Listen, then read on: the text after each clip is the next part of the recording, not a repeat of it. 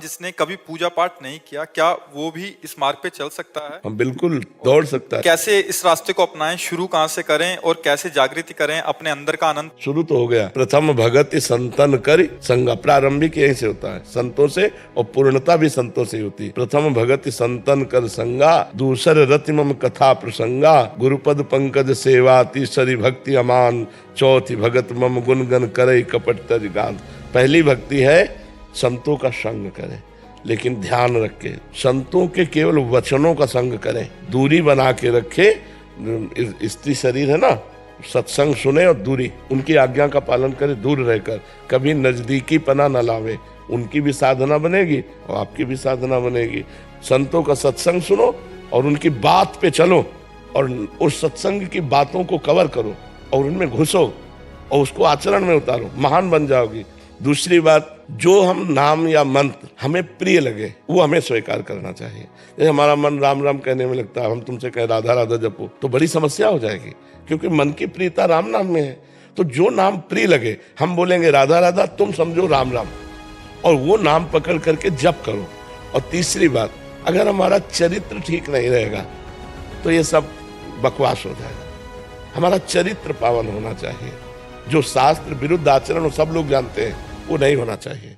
महाराज जी, मैं कैंसर रोगी हूँ, मेरे पास समय बहुत कम है। तुम्हें तो पता है तुम्हारे पास समय कम है, लेकिन लोगों को पता नहीं उनके पास समय कम है, और खेलते खेलते मर जाते हैं, ऐसे बात करते मर जाते हैं। इसका नाम मृत्यु लोग बच्चा। हमें तुम्हें बता दिया गया कि भाई तुम्हें कैंसर है, तुम्हारी किडनी फेल है, जल्दी मर जाओगे, लेकिन इनको तो पता भी नहीं हो, ये धोखे में है। हमको जब पता हो गया है तो हमें फिर नाम जप करना चाहिए। सब कार्य करते हुए जितना हमारे शरीर में क्षमता है, मरना कोई खास बात है यार, एक बार मरना है, सबको मरना है। अगर हम ही को अकेले मरना होता तो दावा पेश कर देते। अच्छा, जितनी आयु में मरना है उतनी आयु में मरना है, जितना शरीर में पावर है कुछ कर लो, जाना तो है ही है। माता पिता की सेवा, परिवार की सेवा, राष्ट्र की सेवा। बीमार बन के मत पड़े रहो, पता नौकर भागेगा तो जितना काम करवा लो, भागेगा तो है ही है। तो जो काम करवा पाओ करवा लो तो भाग ही जाएगा। ऐसे ही है कि पता शरीर छूटेगा, अब इसे ज्यादा से ज्यादा मंगल में काम करवा लो, ये तो जाएगा ही जाएगा। टेंशन तो ले मत कि हमें कैंसर हो गया। भगवत प्राप्त चाहता हूँ। आप नाम जप करो, राधा राधा कहते प्राण छूटेंगे, निश्चित भगवत प्राप्त हो जाओगे। ठीक है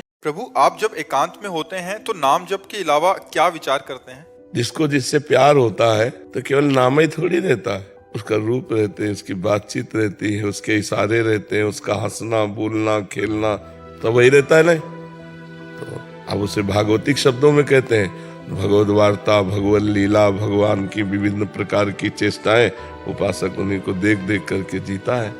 अब जितनी भगवान क्षमता देते हैं उतना भगवान की लीलाओं में प्रवेश करके उन्हीं लीलाओं का चिंतन होता रहता है। ये भगवान देते हैं, उस समय हम करते थोड़ी हैं। उस समय हम करते हो तो बताया जाए कि ये करना है, उस समय करते हैं, उस समय होता है।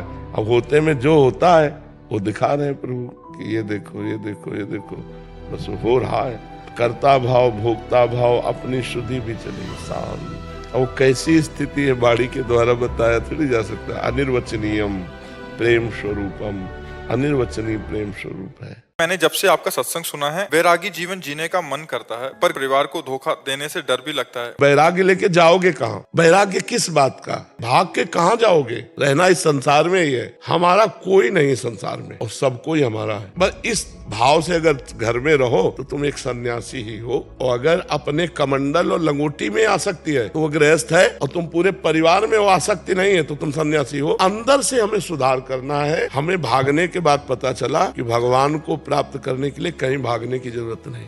मन का उद्देश्य बदलने की जरूरत है, अपने आचरण बदलने की जरूरत है। अपना उद्देश्य बदल गया, सब बात बन गई। नहीं, अगर माता पिता की सेवा करना हो, ब्याह कर लिया है, पुत्र है, पत्नी, अब भागना उचित नहीं। अब वहीं बैठ करके भजन करते हुए भगवान की प्राप्ति करो। गृहस्थ धर्म से भी भगवत प्राप्ति होती है। बड़ा विचित्र माया का खेल है। घर में रहोगे तो भगवान की याद आएगी और लगेगा मैं बहुत गृहस्थी हूँ, प्रपंची हूँ। वो जीवन जो सुबह से लेके शाम तक भजन करते हैं, तुम्हें उधर महत्व रहेगा, और जब इधर आओगे ना तो इधर से फिर उधर का महत्व रहेगा। जब महीना 2 महीना 4 महीना 6 महीना संयम से रह जाओ तो याद आएगा। तो वो याद आना खतरनाक है। मुझे लगता है वहां रहकर ये याद आना बढ़िया है, यहाँ रहकर वो याद आना ठीक बात नहीं। खास बात भजन होता है याद, स्मृति। अगर संसार में रहकर भगवान की स्मृति आ रही तो बहुत जोर की बात है, और भगवान के पास रहकर संसार की स्मृति आ रही तो बहुत घटिया जीवन है, बहुत घटिया जीवन है। कहाँ बैठकर क्या याद कर रहा है और तुम कहाँ बैठकर क्या याद कर रहे हो, यही खास बात है।